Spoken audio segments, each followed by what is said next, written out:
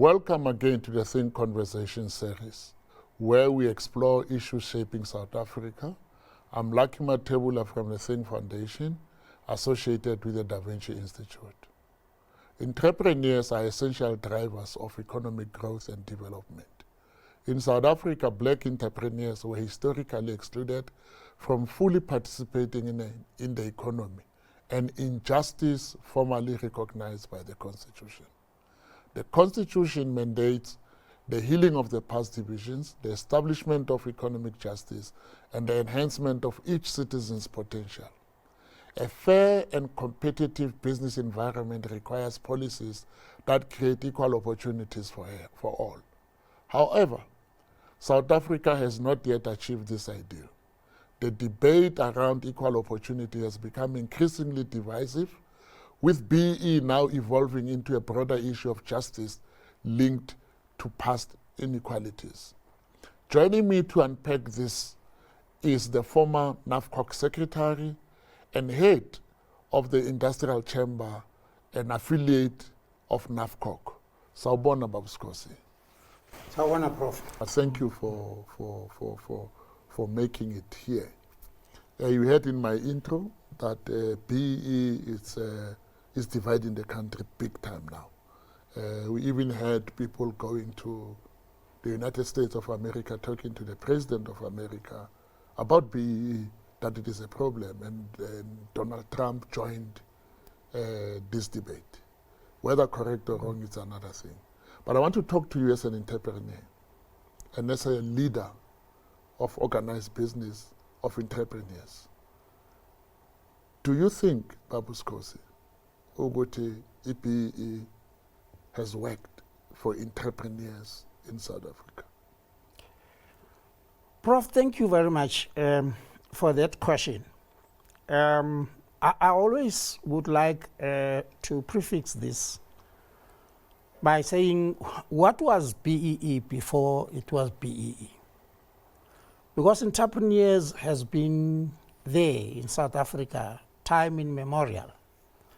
And the coining of the term BEE was actually debated within the broader spectrum of entrepreneurs within NAFCOC in particular. And I know there are debates as to who started BEE, but my first encounter with BEE was around 1985-86, when NAFCOC was preparing for the liberation of the country. Now, entrepreneurs have got their own views, and entrepreneurs are driven by the market. So in the past, the entrepreneurs were divided according to racial lines. You had black entrepreneurs, you had white entrepreneurs, you had foreign entrepreneurs. But foreigners were not the foreigners that are mentioned now. Foreigners were Germans, Chinese, and all white foreigners. They were always there. And they had their own way of doing things. And they had their own chamber of commerce. And there was a white chamber of commerce then, and there was an Afrikaner chamber of commerce, and then there was an English chamber of commerce, then there was a black chamber of commerce. And there were also Portuguese, there were also Portuguese, Greeks, yeah. who never worked together. Mm-hmm. And government has never forced them to work together. Mm-hmm. So in the light of this statement, BEE just perpetuated that. It didn't bring entrepreneurs closer. I still remember the words of the late Dr. Sam Mtswenyane, who was president of NAFCOC for a long time. Mm-hmm. He used to make a statement that in the olden days we used to say, black men, you are on your own. But nowadays we should say, black men, you are on your own with your government. And he was very particularly worried about the unity of black business. Not only black business, but business in the country. We used to have, during apartheid, trade missions. In South Africa, you would have a trade mission that is comprised of white people going into a particular country. And then you also have a trade mission that is led by black people going into the same country, talking different languages. And therefore, this term, black economic empowerment, just exacerbated what was happening, because even the policies and the laws that were passed did not have teeth. Let's get into that. What would, in your view, be the policy interventions that will bring teeth?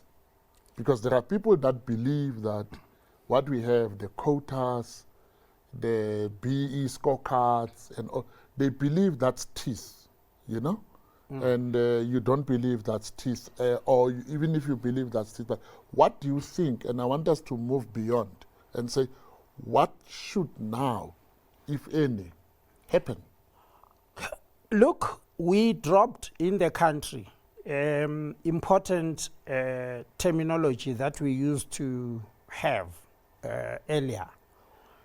Terms like redistribution, we have dropped that.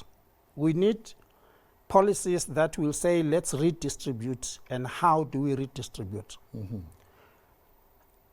We need policies that would categorize who needs to empower who. And in the process, then let us clarify that empowerment policy. And let's put teeth.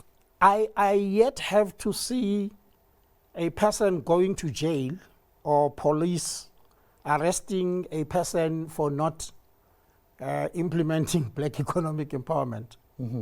I yet to see a government minister who is fired or has fired an official on the basis that then an official or a minister himself did not implement black economic empowerment. Black economic empowerment is just a document, but the implementation of that document is not there.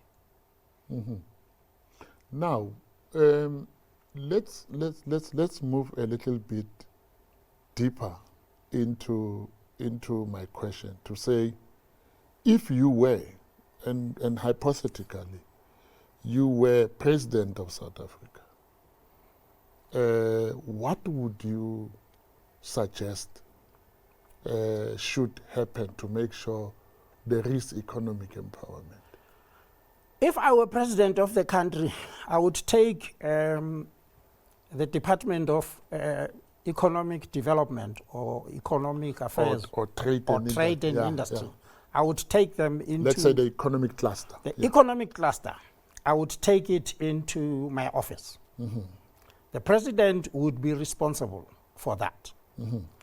Secondly, if I were to be the president, I would do a thorough analysis of what the market needs and check whether we do have that in the country and recognize that.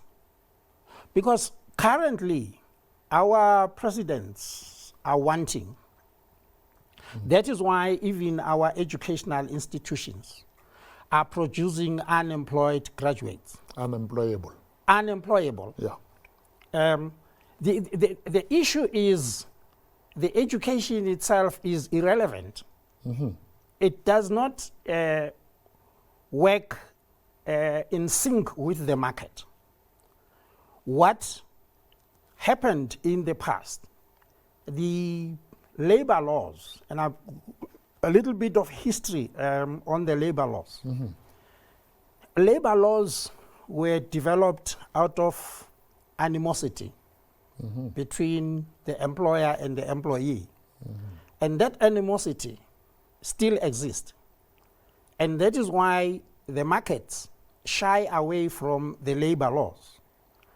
And I would really look at that. Who is the market?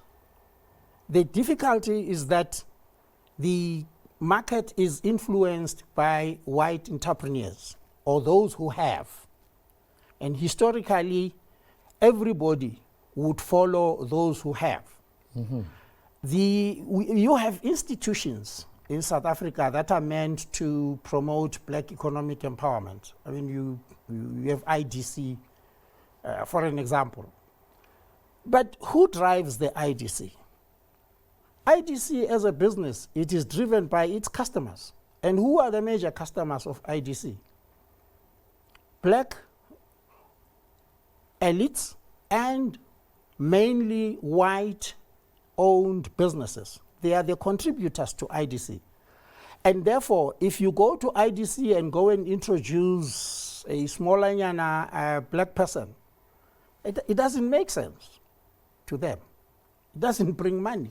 But I want us to come back to the entrepreneurs that you're dealing with on a day-to-day basis.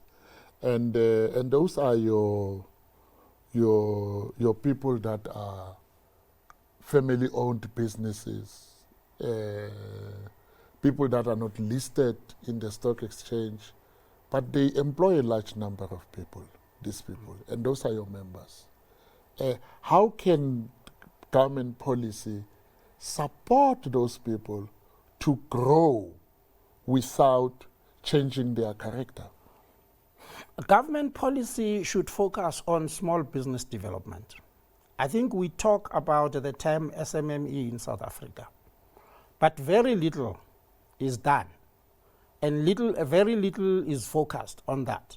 Let's wait there. I will come back to that because I want us to talk about, when you say small business, in black people, what is that small, what is that medium? I hope as Kulumina Makwin and Makawash, I want us to have what is small, what is medium. We'll deal with it. I have to take an ad break so that I pay my bills also. We'll be back with more on the Thinc Conversations.